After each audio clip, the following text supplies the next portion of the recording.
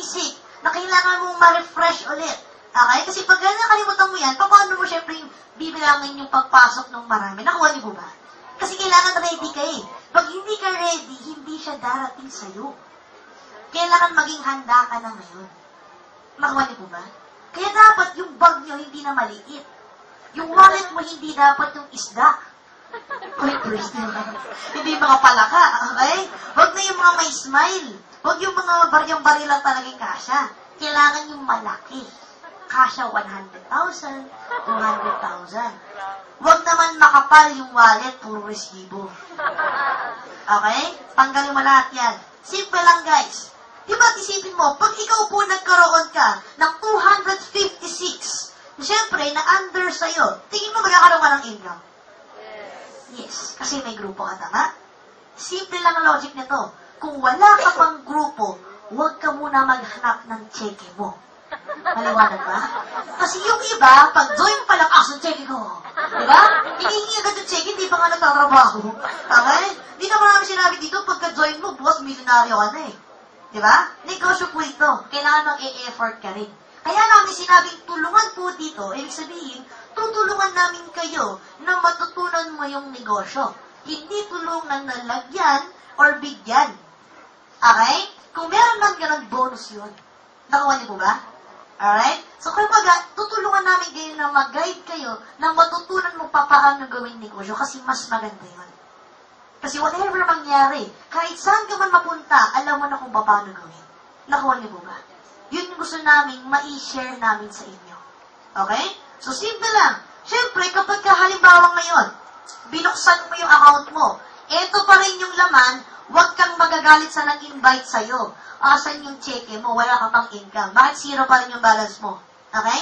Pagbukas pa ng genealogy mo, pangalan mo pa rin nakita mo, walang laman, huwag maghanap ng cheque. Maliwanag? Okay?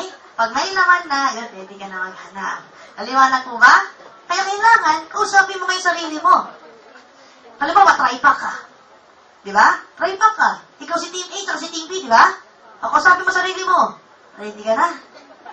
Ready ka na rin. Pali ka na. Okay? Ayun pa lang muna kasapin mo kasi yung apat na yan, yan yung magiging leader mo.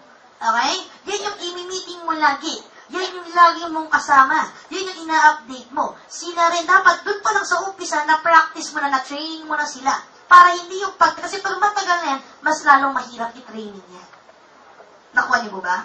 Another tip, guys. Huwag po tayong maging excited, magpa-pay-in na yung halimbawa, sige, invest ka lang, ako bahala. Guys, I tell you, parang ginagawa mo, inaano mo yung sarili mo. Okay? Kailangan, mas maganda yung tatrabahuin na mismo. Kasi kung hindi, magiging sakit mo siya sa ulo. Okay? So, huwag kang magmadali na magkaroon ng member sa'yo. Okay? Kasi mas maganda, we are here for the quality people. Hindi for, we don't go for quantity. Nakuha niyo ba? Okay? Gets? Pag nag-gets mo, kumalakpakan ng isa. Ayan, ito yung simula kung gising ka ba. Okay? Next naman, guys, kailangan may focus ka. Okay? Focus, syempre, dun sa ginagawa mo. Actually, hindi lang kasi sa ginagawa mo, but also, dun sa kung ano ba talaga yung gusto mong mangyari sa buhay mo. Kasi guys, hanggang ngayon, probably, marami sa atin walang goal. Tama? Yes. Hindi mo alam bakit ka nag-join eh. O ano, bakit ka ba nag-join? Okay? Kung baga, hindi mo pa alam bakit ka nandito eh. Diba? Kailangan, paano mo makukuha yung focus mo? If alam mo na kung ano yung gusto mo sa buhay. Nakuha nyo? Kung kailangan planuhin mo na siya ngayon. Planuhin mo na ahead of time. Okay? Paano mong mapaplano siya? Kailangan meron kang goal. Bago tayo pupunta sa goal setting, guys, please lang, tanggalin mo yung focus sa mga kaibigan mong negative. Okay? Simple lang kasi nangyari sa atin eh. May nakausap ka. Ayaw mag-join. Okay, isa pa try ko. Ito rin, isa ulit, in-invite mo ulit, ayaw na naman. Nag-text, tapos hindi mo pala pupunta. Hindi ka naman pala pupunta. Okay? Pinakasa-asa mo ako, punta-punta ako rito, kumain pa ako. Okay, hindi ka naman pala pupunta, huwag ka sa bahay namin. Ha? Di ba yung mga ganon? Guys, huwag ka mag-focus sa mga taong negative. Okay? Huwag ka mag-focus sa mga discouragement. Hindi po yan nakakatulong. Okay? Huwag ka mag-focus sa mga taong una-una, wala talagang plano rin sa buhay. Kasi simple lang eh. Yung syempre, di ba naalala mo yung sinasabi sa atin ng magulang natin, anak, huwag kang sasama sa mga taong masama kasi magiging masama ka rin. Di ba? Simple lang din. Huwag ka rin sasama sa mga taong negative kasi magiging negative ka rin. Okay? Huwag ka rin sasama sa mga taong pahirap. Okay? Kasi magiging hirap ka din, tama? Kaya ka namin lagi ini-invite rito. Di ba nang isa napupulitan ka na sa leader mo? Bakit lagi yung pinapapunta sa office, napanood ko na yung seminar? Ba't lagi pinapapunta? Kasi simple lang, guys. Yung halos lahat ng tao nandito sa office, sabihin mo ba, lahat ng tao rito, payaman. Ibig sabihin, kung lagi ka nandito, ano mangyari sa'yo? Payaman. Ganun lang kasimple. Nakuha niyo po ba? At lahat ng tao payaman, nakangiti. Payaman ka ba? Okay? Kung magano'n na kasimple, kailangan guys, tandaan mo, nagsimula kami. Actually, nagsimula kami walang training. Kanya-kanya. Pero you're very lucky na meron kami ginawang training.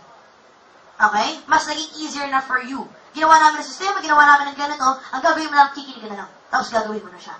Okay? Dati ginawa ko, kahit wala akong income pa nun, ang ginagamit ko makapunta ng office is yung allowance ko, hindi ako kakain. Bakit? Mahal eh. Mahal-mahal kayo ng pagkain dyan sa baba. Diba? At lahat ng yung mga food, pagkain sa food court dyan, kahit nakainan ko yan. Hindi masarap. Okay? Sisig nila, chewing gum. Sabi, grabe ng pagkain ko. Lagi tuloy ako yung chicken fillet. 50 pesos lang, di ba? Minsan, pagkakaya pa naman, tubig-tubig na lang. May baon na ako sa Skyflix. Kaya ganito ako kalusog. Okay? Kung wala sabi ko, kailangan talaga nandun yung, focus mo na gusto mong gawin ng isang bagay. Okay? So, nilagay ko ng focus ko, sabi ko, hindi, kaya ako gusto pumunta dito, kasi natutuwa ako, dahil marami ako nakikilalang tao na merong pakialam dun sa pangarap nila. Hindi yung gumastos, hindi lang yung gumimik, hindi lang yung mag-good time, but yung talagang gustong planuhin yung future. Kaya ako tuwang-tuwang pumunta dito. Sabi ko, marami kang matututunan na hindi mo matututunan sa school ever. At hindi tinuro talaga doon. Tama? Kaya sabi ko, tuwang-tuwa ako. Sabi ko, kahit namamasaya ako pupunta dito, effort na pupunta dito, kahit ginabi ako, sabi ko, never ko marinig yan sa iba. Diba? At least, pag uwi ko, tuwang-tuwa pa ako. Sabi ko, parang, hindi ko maintindihan. Okay?